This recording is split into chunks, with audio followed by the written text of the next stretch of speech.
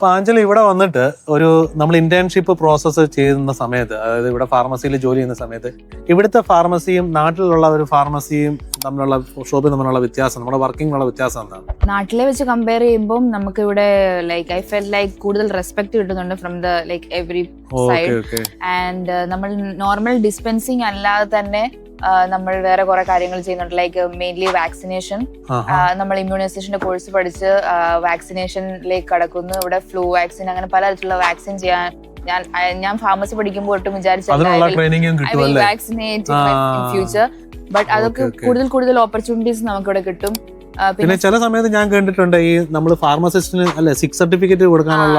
അതെ, 6 സർട്ടിഫിക്കറ്റ് കൊടുക്കാൻ പറ്റും. അതുപോലെ സ്റ്റാറ്റ്യൂട്ടറി ഡിക്ലറേഷൻ എന്നൊക്കെ പറഞ്ഞ് നമുക്ക് സീൽ ചെയ്ത് നമ്മുടെ നാട്ടിലെ ഗസറ്റഡ് ഓഫീസറിന്റെ ആ പവർ, ഡിക്ലറേഷൻ ഒക്കെ സൈൻ ചെയ്യാനൊക്കെ ഉള്ള ഒരു ഓപ്പർച്യൂണിറ്റിയും കാര്യമൊക്കെ നമുക്ക് അങ്ങനെ more opportunity for growth as A pharmacist നമുക്ക് ഇവിടെ കിട്ടും വെൻ കമ്പയർഡ് ടു ബാക്ക് നാട്ടിലെ വെച്ച്. ആഞ്ചലി, ഇപ്പോൾ ഇവിടെ നമ്മൾ ഇന്റേൺഷിപ്പ് ചെയ്യുന്ന പല ഫാർമസിസ്റ്റ് എല്ലാവരുടെയും ഒരു പേടിയാണ് എക്സാം. അതായത് ഇവിടുത്തെ 1 ഇയർ കഴിഞ്ഞുള്ള എക്സാം എങ്ങനെ പ്രിപ്പയർ ചെയ്യണം, അതിനകത്ത് വരുന്ന ക്വസ്റ്റ്യൻസ് എങ്ങനെയാണ്, ഏതൊക്കെ മെത്തേഡാണ്, അതെങ്ങനെയായിരുന്നു, എങ്ങനെയാണ് ആ എക്സാമിനെ പ്രിപ്പയർ ചെയ്ത്, എങ്ങനെയാണ് അതിനെ ടാക്കിൾ ചെയ്ത്, എങ്ങനെയാണ് ആ എക്സാംസ്? നമുക്കിവിടെ വന്നു കഴിഞ്ഞതിന് ശേഷം നമുക്ക് 2 എക്സാംസ് ആണുള്ളത്. ഒന്ന് ഓറൽ എക്സാംസ് ആൻഡ് പിന്നെ റിട്ടേൺ എക്സാം ആണ്. അപ്പോൾ നമ്മൾ ജോലി ചെയ്തതിൻ്റെ കൂടെ തന്നെ ചെയ്യണം. I will say it's not easy, but if you have full determination and hard work നമുക്ക് ജയിക്കാൻ പറ്റും. Oral examination is more like practical skills. ഒരു കസ്റ്റമർ എങ്ങനെ വന്ന് നമ്മൾ ഡീൽ ചെയ്യണം, ഒരു സ്ക്രിപ്റ്റുമായിട്ട് വന്നു കഴിഞ്ഞാൽ അതിനകത്ത് പ്രോബ്ലം സോൾവിങ്. 3 സിനാരിയോസിലാണ് നമുക്ക് ഓറൽ വരുന്നത്.